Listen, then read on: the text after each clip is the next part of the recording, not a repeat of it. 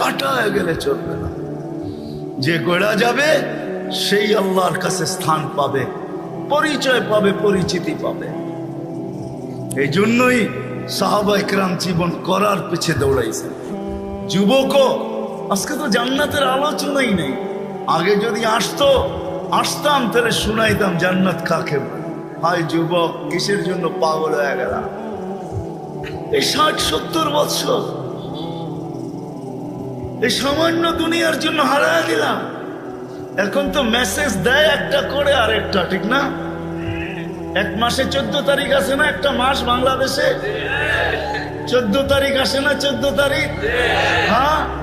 Message দিছে একটা, জাজপুরের জায়া দেখে, ত্রিমোহনীতে জায়া দেখে জুতা লয়া খাড়া রয়েছে। হায় হায় হায়, কক্সবাজার জায়া জুতা দেখে আসছে, ঠিক না? জুতা চিনেন?